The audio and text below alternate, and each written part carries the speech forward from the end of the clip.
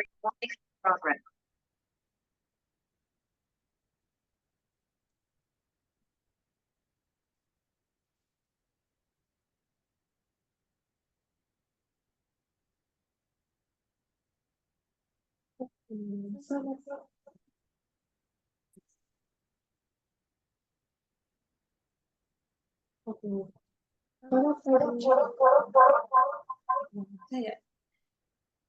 Kamu sama orangtuanya di sekolah.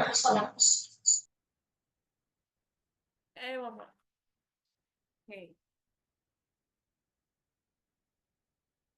Selamat datang di CDT ITB 2024. Ya, sesi aja. 2. Kan ujian kamu udah dia selama ini.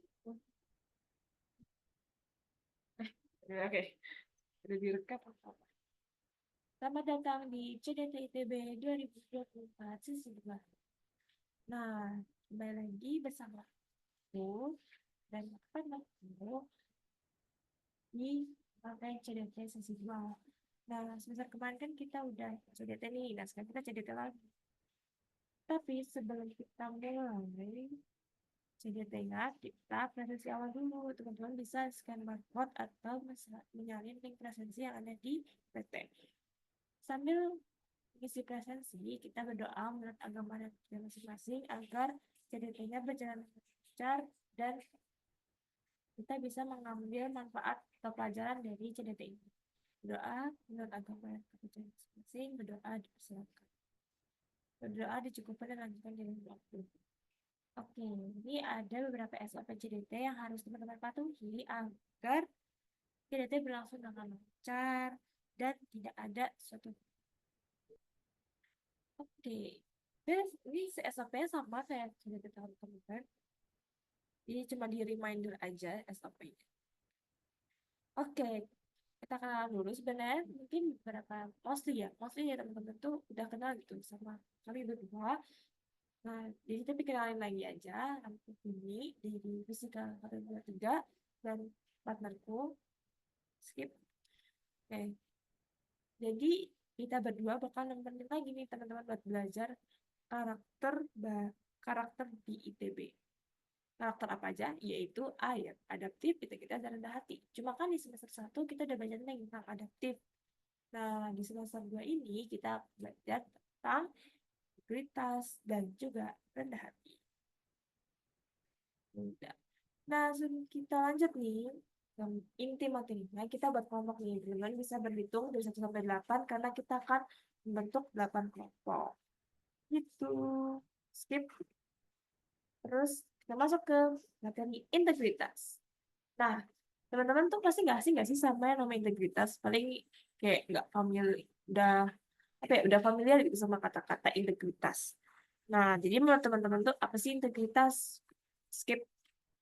Oke, beberapa teman-teman udah paham ya tentang integritas. Beberapa ada yang udah punya sudut pandang tentang integritas itu. Tapi biar kita lebih paham, kita nonton video berikut. Skip. Skip. Oke, mari berdiskusi.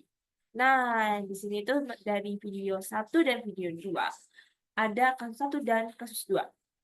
Nah, kasus 1 itu bakal dibahas sama kelompok 1 sampai 4, sedangkan kasus 2 bakal dibahas kelompok 5 sampai dengan kelompok 8. Nah, nanti teman-teman itu diskusi selama 10 menit. Dan nanti hasilnya bakal ditaruh di Slido. Gitu. Yang ada di PPT. Jadi nanti disuruh Slido sama 2 menit. Tapi biar kita tahu nih kelompok mana. Jadi nanti sebelum jawab pertanyaannya, tulis dulu nama kelompok, underscore kasusnya. Berarti nggak usah layak kasus karena kita udah tahu. Jadi nomor kelompok underscore jawaban. Gitu. Oke.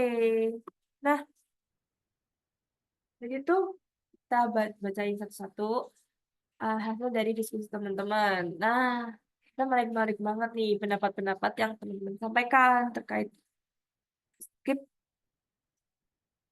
Oke, jadi kita udah studi kasus nih tentang video ini, materi integritas. Selanjutnya, kita masuk ke materinya. Nah, di sini ada 3 pilar integritas, yaitu 3 hal pokok tentang integritas, yaitu beliefs, words, dan action. Beliefs itu adalah nilai atau keyakinan yang dianut, words itu kata-kata atau ucapan kita, dan action itu adalah perbuatan kita. Jadi, untuk integritas itu adalah keselarasan ketiga hal itu, antara beliefs, word, dan action, antara perkataan, perbuatan, dan nilai yang dianut. Jadi, kalau misalnya salah satunya itu nggak selaras, berarti bukan termasuk kategori yang integritas. Nah, tadi kan kita sepakat nih, kalau integritas itu tiga-tiganya tuh harus selaras. Nah, tapi kalau misalnya salah satu nggak selaras, gimana dong? Nah, makanya ada yang namanya 4 tipe masalah integritas. Yaitu, yang pertama ada si pembohong. Si pembohong ini berbohong demi kenyamanan, meskipun hanya kebohongan kecil. Jadi, mungkin kita udah tahu lah ya, pembohong itu antara yang dilakukan sama yang diucapkan itu berbeda. Gitu. Misal, teman-teman ditanya nih, tugasnya mana? Ditanya dosennya, tugasnya mana? Terus sebenarnya nggak ngerjain, nggak ada actionnya. Tapi teman-teman bilang, aku ngerjain Pak, tapi ketinggalan. Gitu. Itu kan berarti kita berbohong. Selanjutnya, tuh pengecut. Pengecut ini takut takut untuk bertindak. Jadi cuma kayak omong doang. Tapi mereka takut. Kayak misal, kayak, ya nih, gak boleh tau mencontek juga. Tapi giliran melihat temannya mencontek, diem aja. Nggak ada action untuk menegur, nggak ada action untuk mengingatkan. Itu namanya pengecut. Antara yang diucapkan sama yang diucapkan itu, antara diucapkan dan belief serta actionnya itu berbeda. Tuh. Oke, si politisi. Mungkin si politisi ini seringnya kita temui di pemerintahan mungkin dan di masa-masa kampanye ya. Jadi itu mereka tuh mengatakan dan melakukan apapun untuk demi kepentingan pribadi. Misal, kan kalau misalnya di masa kampanye ya kita ambil contoh word of action kan baik ya. Kayak misalnya bagi-bagi sembako, bla bla. Itu kan tujuannya beliefs-nya itu bisa berubah-ubah tergantung kemauan si politisi tersebut gitu. Dan untuk menarik massa kah, untuk mencari suara kah gitu. Jadi apa ya? Dia menggunakan words dan action itu sebagai tameng, sebagai alat mengelabui massa. Terus yang terakhir adalah si paling tidak konsisten atau not integrity. Itu antara beliefs-nya kemana, words-nya kemana, action-nya juga kemana. Jadi tiga-tiganya nggak ada yang nyambung. Oke, selanjutnya kita nonton video dulu. Nah, ini kan video terpotong di courage. Nah, courage itu apa sih? Nah, biar kita lebih tahu nih, kita bakal bahas di slide berikut. Nah, tadi kan kita udah nonton tentang 6 nilai integritas. Yang pertama itu ada honesty, kesalahan antara ucapan dan perbuatan. Di antara kita mengucap, ya kalau misalnya nyontek itu salah, kita berucap nyontek itu salah, berarti kita nggak boleh mencontek gitu. Karena tidak sesuai dong dengan apa yang kita ucapkan. Tuh. Nah, akibat dari honesty ini ya kita menyalahi prinsip akademik. Tuh. Nah, mencontek itu satu hal yang melanggar. Apalagi kalau di ITB itu sangat ketat ya. Kalau misalnya kita mencontek, itu pasti langsung dapat nilai E. Dan paling paling apesnya itu bakal dikeluarin dari ITB. Terus yang kedua itu trust, yaitu intinya adalah mempercayai sesuatu, meyakini sesuatu itu adalah benar. Gitu. Ya, misalnya menegakkan kedisiplinan. Dia trust itu melakukan hal yang dianggap benar. Oke, terus yang ketiga itu fairness, bersikap setara atau berlaku adil gitu kan. Misalnya, kalau di sini ya, bersikap objektif dalam kelompok belajar. Jadi kita memilih kelompok belajar tuh berdasarkan, uh, kayak misalnya, oh aku sama ini kayaknya cocok deh buat kombinasi, buat kolaborasi gitu. Bukan bukan tergantung kayak ini teman ini teman aku kayak bestie, dia tuh kayak melupakan yang lain gitu. Atau kalau misalnya di dalam kelompok belajar kita tuh cuma dengerin pendapat bestie kita, misal kita melupakan pendapat-pendapat yang lain tuh. Itu tidak bersikap objektif. Tuh. Banyak juga sih contohnya kalau misalnya kita mementingkan sesuatu, mementingkan kepentingan suatu kelompok itu dibandingkan kepentingan masyarakat, kepentingan umum, itu berarti udah tidak termasuk yang fairness. Terus yang keempat ada respect. Respect itu menghormati kesadaran orang lain, itu tidak menyela saat orang berbicara. Tuh, terus yang kelima ada responsibility, menjalankan tugas sesuai kewajiban. Itu yang bertanggung jawab. Misalnya kita udah ada tugas, udah ada amanah, kita harus menjalankan. Misal teman-teman kan sekarang lagi hype di panitia AMI ya. Jadi kan teman-teman punya tugas nih di panitia tuh. Dan teman-teman harus menjalankan kewajiban tersebut gitu. Terus yang keenam adalah courage, itu bertindak sesuai nilai meskipun ada resiko. Misal teman-teman yang itu kayak udahlah kita nyontek aja lah, satu kelas kayak pada nyontek, tapi teman-teman berani buat tidak nyontek, itu itu termasuk tindakan yang courage. Jadi kita melakukan kan resiko kita tidak ikut mencontek itu kan pertama kita dikucil pakai ih sok suci lu gitu kan. "So suci lu nggak mau nyontek gitu. Jadi ada resiko yang kita terima dengan kita bertindak sesuai nilai yang kita harus yang kita anut. Oke, selanjutnya kita ingat-ingat lagi nih sama teman-teman di video kelas 1 Taski dan Taski integritas atau tidak. Misalnya apa? Terus nilai integritas apa yang tidak dimiliki oleh mereka. Terus buat teman-teman di video kasus 2 Taski.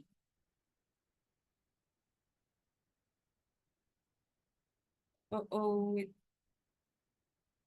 berintegritas atau tidak, alasannya apa? Terus kayak apakah perilaku Taski itu sesuai dengan 3 pilar integritas?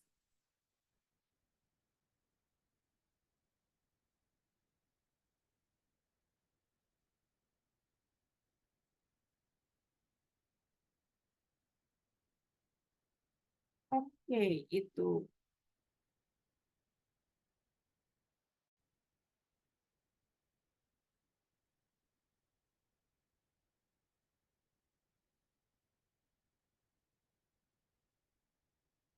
teman-teman, teman yang ada yang mau berpendapat tentang ini.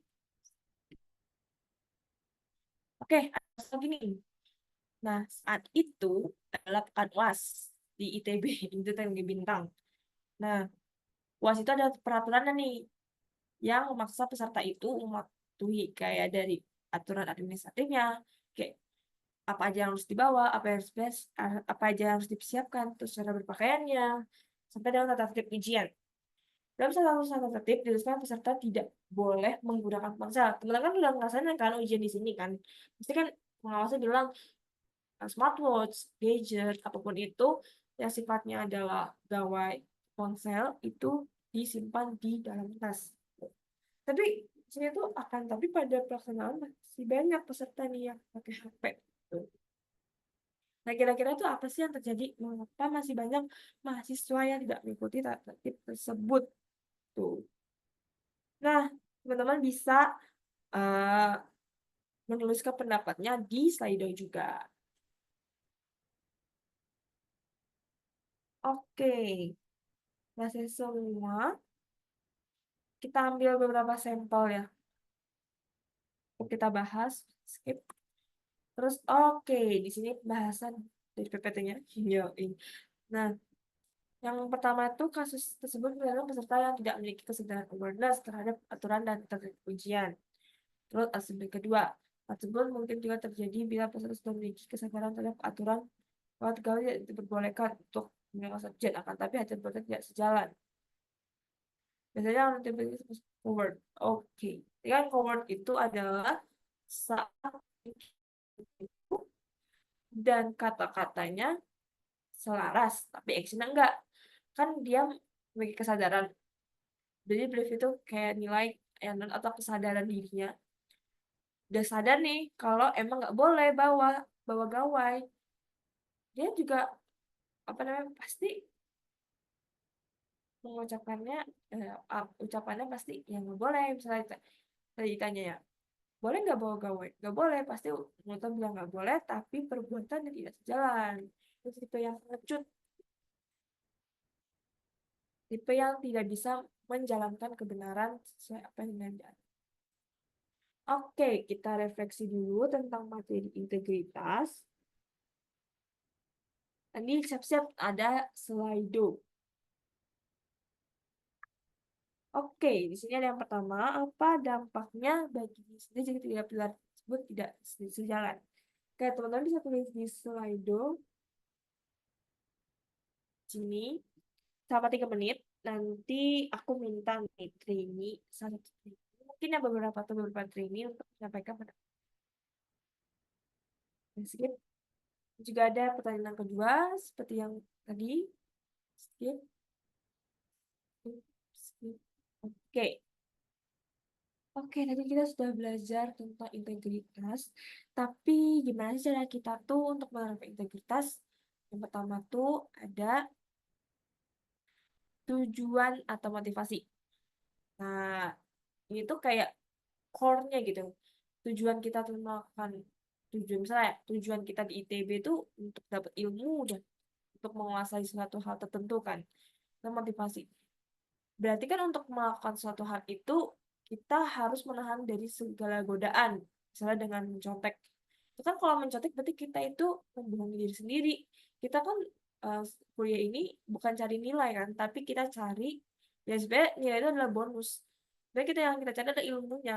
Kalau kita mencontek berarti kita membohongi diri sendiri, membohongi kemampuan kita gitu. Makanya kita harus tahu tujuan kita masuk ITB. Pak, misalnya contoh ya, misalnya tujuan masuk ITB itu apa, dan kita harus menerapkan integritas dengan menjauhi segala godaan.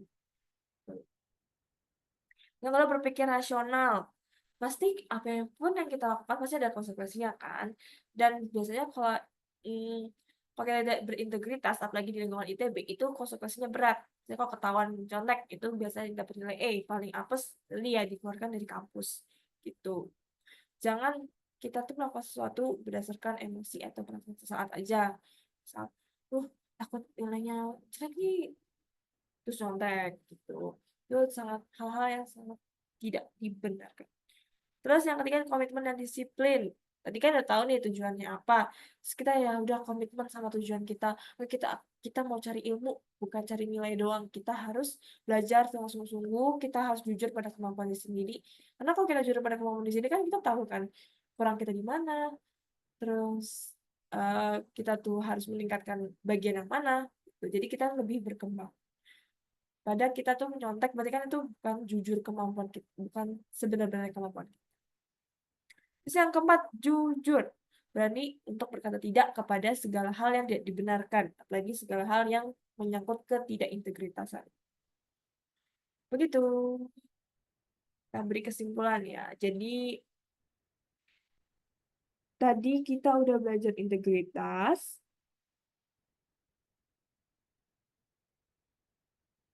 Nah, ada yang mau ngasih kesimpulan. Oh iya, bener banget. Ya, dan aku mau nambahin nih. Jadi, tadi kan kita udah belajar nih di gabungan integritas. Bahwa nilai, perbuatan, dan ucapan itu harus sesuai. Kalau enggak, ya berarti nggak integritas. Terus ada 6 nilai integritas yang harus kita pegang. Udah ada honesty, ada trust, ada fairness, ada responsibility, ada respect, sama yang ada courage. Tuh. Nah, tadi juga ada cara-cara menerapkan integritas, itu cari tujuan atau motivasi, terus komitmen, kita juga harus jujur.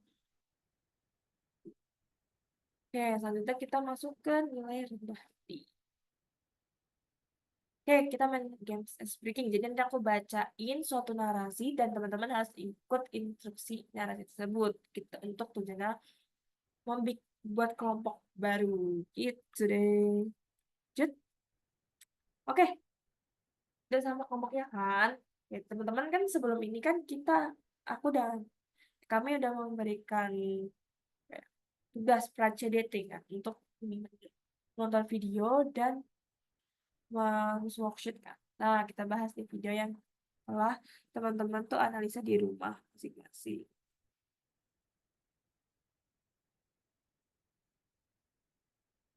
Nah, oke.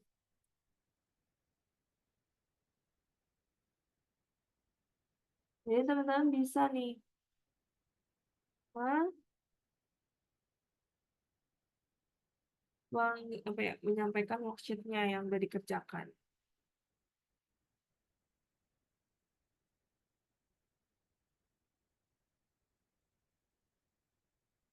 Oke, diskusikan dalam kelompok. Jadi kan kita udah diskusi tentang worksheet-nya, sekarang kita diskusi di dalam kelompoknya. Selama 7 menit, membahas apa aja, yaitu yang pertama apa itu rendah hati, dan bagaimana ciri-ciri gambaran karakter orang yang rendah hati. Ini ada kertas HVS, aku kasih.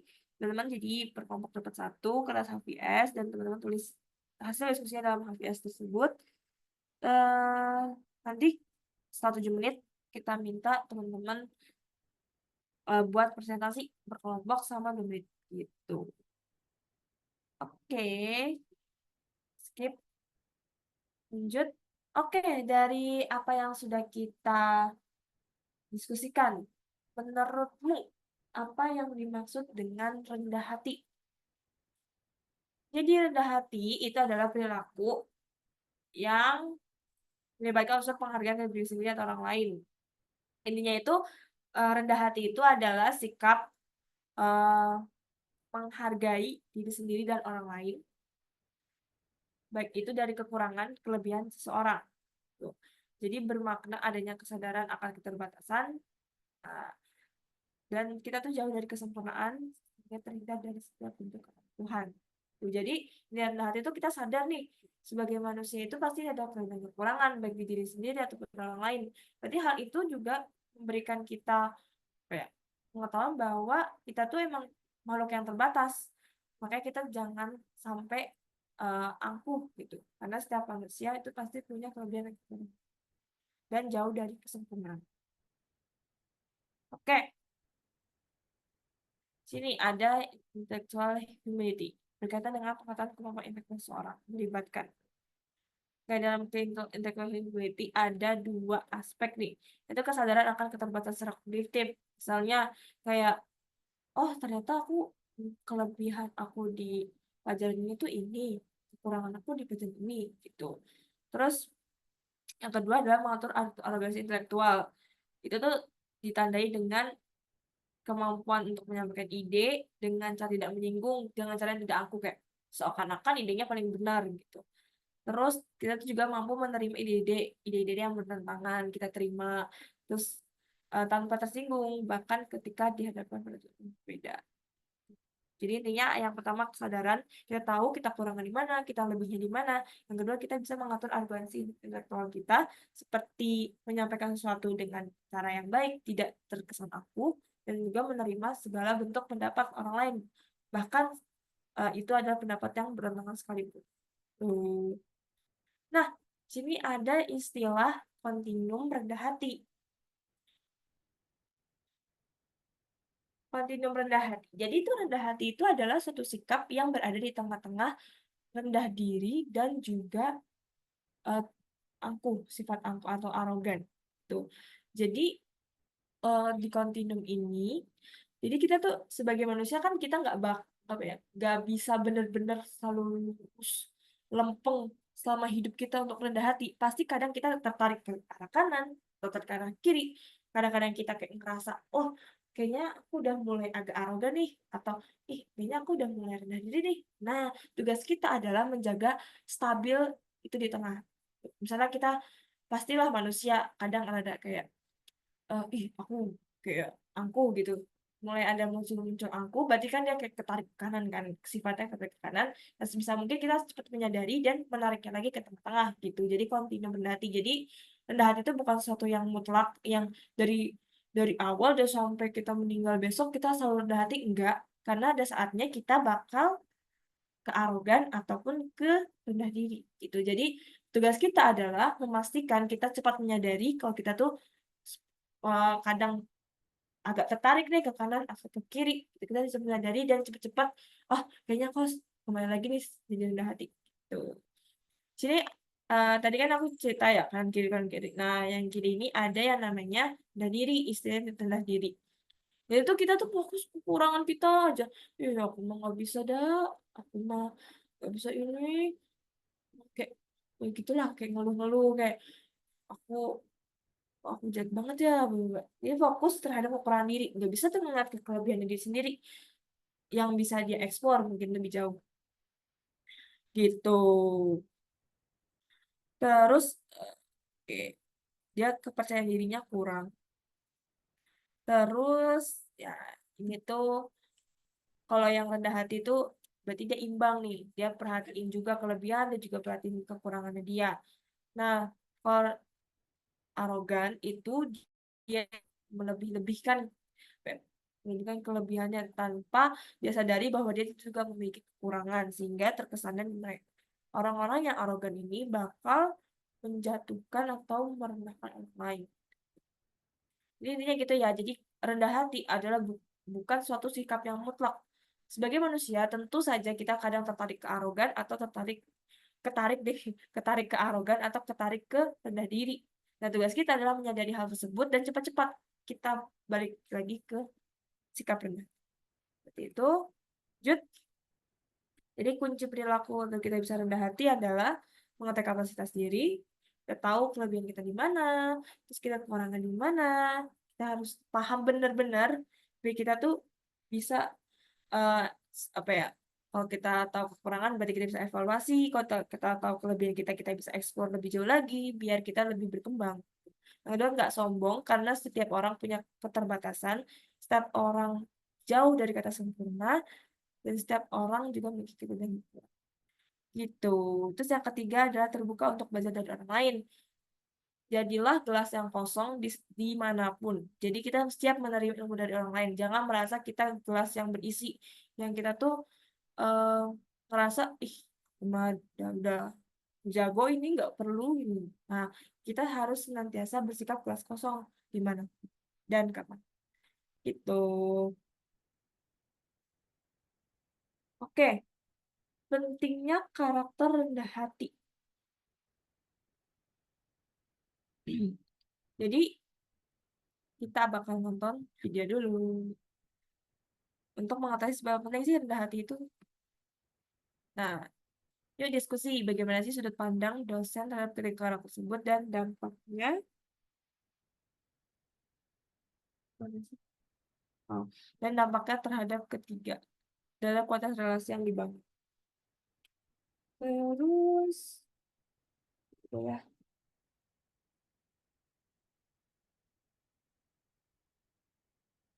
oke. Selanjutnya, oh, kita jawab tadi diskusi tentang ini nanti. Teman-teman, aku minta buat jawab. Beberapa teman-teman aku minta untuk menjawab terkait pertanyaan ini. Selanjutnya kita juga diskusi. Jawab di Slido. Apa keuntungan dan perolehan ke tokoh yang memiliki karakter rendah hati dibandingkan kedua lainnya? Kenapa orang rendah hati bisa melakukan keuntungan tersebut? Teman bisa nih, eh, bisa bisa bisa kebuka lagi Slido-nya dan menjawab pertanyaan. Tuh, terus eh, lanjut ke rendah hati dan growth mindset. Oke, apa sih hubungannya? Nah, tapi sebelum kita tahu hubungannya, kita tahu growth mindset itu apa. Dia mindset itu adalah pengaruh utama dari hasil pembelajaran. Apakah hal tersebut dapat dibentuk atau suatu yang menetap. Di mindset kita, cara berpikir kita gitu. Seorang dengan growth mindset itu adalah pribadi yang selalu ingin belajar dan berlatih sehingga kemampuannya itu akan berkembang. Baik apa ya, berbeda dengan fixed mindset yang mereka tuh berada di zona nyaman kayak menghindari tugas-tugas sulit karena apa namanya, karena mereka tuh beranggapan ih mereka mah nggak, aku mah nggak mampu nggak bisa, padahal mereka belum cobanya kayak fix namanya fix mindset karena mereka udah nggak bisa berkembang lagi karena ya berada di zona nyaman. Tuh. Oke, ini ada perbedaan antara fix mindset dan growth mindset. Ada beberapa aspek. Kalau menghadapi tantangan, fix mindset tuh kayak menghindari, kayak takut lah, aku mah udah nggak bisa, nanti takut gagal. Tapi kalau misalnya growth mindset kayak, ih coba aja dulu, siapa tahu aku bisa gitu. Lebih kayak gitu. Makanya dia di sini mengambil tantangan walaupun tidak sampai berhasil. Yang penting mah coba dulu gitu, biar nggak mati penasaran. Dan ini gitu istilahnya. Terus yang kepercayaan terhadap keterampilan dan kemampuan. Kalau fix adalah dia percaya kalau dia ya udah dia pintar itu, dia ngerasa dia pintar itu, jadi dia pintar itu terus sampai akhir hayat. Dia nggak berani mencoba hal baru. Kalau berbeda dengan growth mindset, itu mencoba mengupayakan sendiri gitu dengan cara belajar dan berlatih. Jadi tuh eh, dia percaya kayaknya masih banyak deh kemampuan yang bisa aku explore gitu. Dia berbeda sama si fixed mindset ini. Variasi dalam hambatan fixed mindset ini mudah menyerah. Kayak aku bilang "Ah, ya udahlah gitu. Tapi kalau growth mindset tuh ya mereka kan masa tertantang. Gimana ya cara nyelesain ini? Nah, mereka tuh lebih apa ya, lebih bisa mengeksplor gimana caranya dalam mencari solusi. Terus untuk selanjutnya aspek dalam memilih orang untuk berinteraksi. Kalau fixed mindset tuh masa terintimidasi dengan kesuksesan orang lain kayak ih dia bagus banget ya aku iri gitu. Jadi itu mengintimidasi kayak wah dia menang terus ya kenapa aku nggak menang terus gitu. Masa terintimidasi kayak kalau ngeliat orang lain senang atau sukses tuh mereka sedih gitu loh. Jadi SMS. Susah melihat orang senang, senang melihat orang sukses. Berbeda dengan growth mindset yang mereka tuh kalau ada orang sukses, mereka kayak, wah gimana caranya ya bisa kayak gitu ya? Aku kayaknya harus belajar deh. Nah, beda pemikiran. Terus aspek kita metode dalam melakukan sesuatu.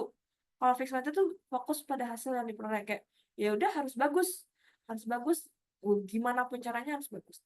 Tapi kalau growth mindset itu adalah yang penting kok prosesnya, kita penting gimana cara kita belajar untuk mencapai hal tersebut. Kalau hasilnya bonus. Nah, untuk yang feedback ini, aspek feedback, kalau fixed mindset tuh nggak suka feedback, apalagi yang bersifat menentang atau mengkritik. Kalau misalnya yang menentang atau mengkritik, biasanya mereka mencari alasan atau biar selalu benar. Tapi kalau growth mindset itu terbuka terhadap feedback, kayak oh iya menerima kritikan dan masukan. Jadi bisa dikatakan bahwa orang yang memiliki sikap rendah hati itu pasti memiliki growth mindset.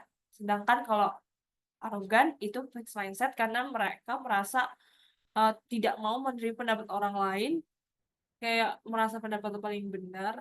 Sementara kalau yang rendah diri itu fixed mindset juga karena ngerasa ya udah mah aku udah mah kemampuannya segitu-segitu aja, nggak mau berkembang. Tuh.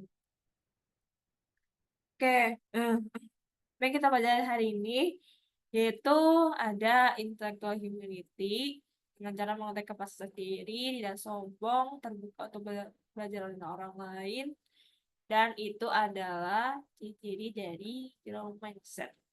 Dengan rendah hati, maka kita mampu bersosialisasi dengan berbagai pihak, bekerja sama dengan berbagai tim, terhadap sosial, membangun hubungan orang lain, dan bersinergi dengan berbagai pihak. Gitu. Jadi dengan growth mindset itu, dan dengan rendah hati kita mampu bersosialisasi nih, karena kita mampu menerima orang lain, terus kita karena kita mau menerima orang lain, kita mampu menerima masukan, berarti kita gampang untuk bekerja sama, untuk kolaborasi, terus habis itu kita peka juga terhadap lingkungan sekitar, untuk mampu mengelola hubungan dengan orang lain dan bersinergi, karena kita ngerasa, oh kita masing-masing punya kelebihan dan kekurangan nih, jadi kita bisa sinergi, bisa saling melengkapi, gitu. Kita refleksi diri apa sih yang kita udah pelajari. Nah, dengan kita mendengarkan audio ini, skip dan audio ini.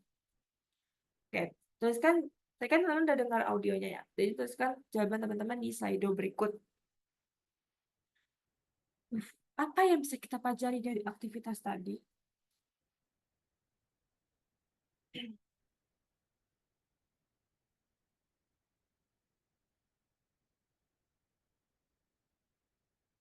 Hmm, Kira-kira ada yang mau menyampaikan nih? Apa yang kita pelajari dari aktivitas tadi? Oke,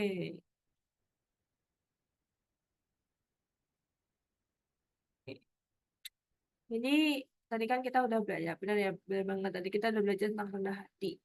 Nah, bagaimana sih cara kita untuk stay humble, stay rendah hati?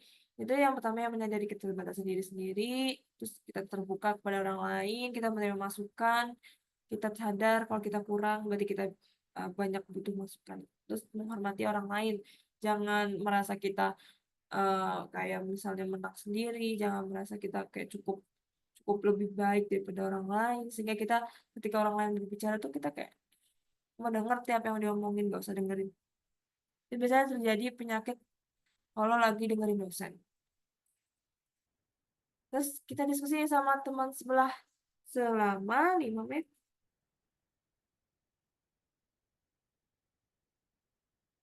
Nah, nanti kita kita ambil beberapa sampel training sama teman-teman untuk dinilai pendapatnya. Tuh. Oke. Dan berakhir juga dan berakhirnya rendah hati berarti berakhirnya juga pelajaran karakter kita. Jadi di TB itu ada 3 karakter utama yang penting banget, yaitu adaptif, integritas, dan rendah hati. Nah, apa sih hubungan dari ketiga karakter itu? Kita bisa lihat video berikut. Skip.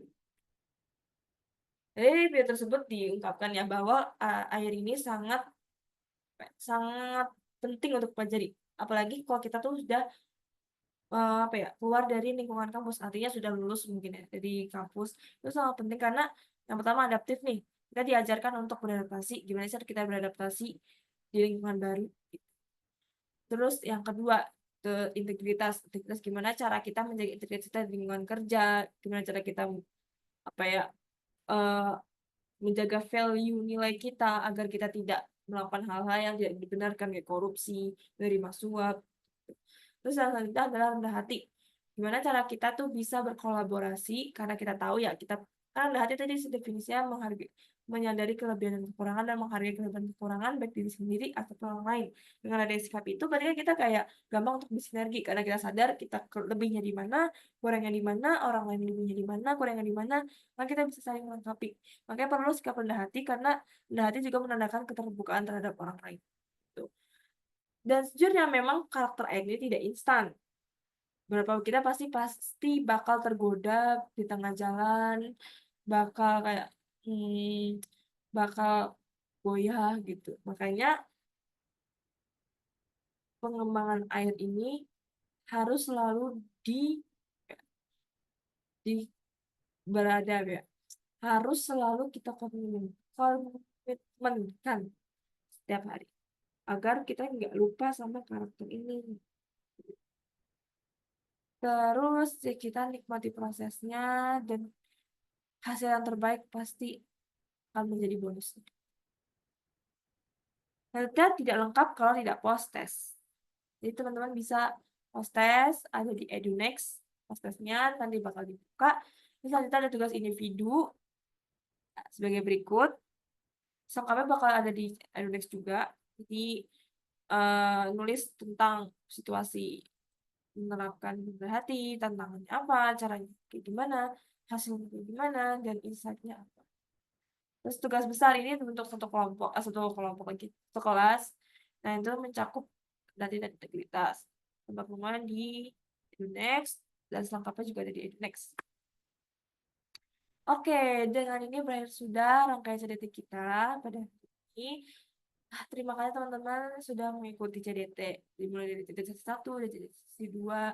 Semoga apa yang kita sampaikan dan apa yang kita pelajari bersama-sama bisa kita manfaatkan, bisa kita ambil hikmahnya, ambil manfaatnya uh, di keseharian kita. Untuk mengakhiri, ada presensi akhir dulu. Oke. Oke nih, biar tambah semangat karena menit terakhir, kita jargon dulu. Dan agak lupa tadi ya, awal-awal jargon. Oke, kalau seperti biasa, kalau aku bilang cerita ITB 2024, teman-teman menjawab, siap jadi mahasiswa berkarakter. Oke, cerita ITB 2024, siap menjadi mahasiswa berkarakter. Terima kasih teman-teman. Jangan lupa tugas-tugasnya dicek secara berkala di EduNext. Dan Terima kasih banyak sudah mau membersamai kami belajar bareng, dan maaf dari kami banyak kesalahan baik ucapan maupun perbuatan, hal-hal yang menyakiti hati teman-teman. Sekian dari kami, sampai jumpa di lain waktu. Terima kasih.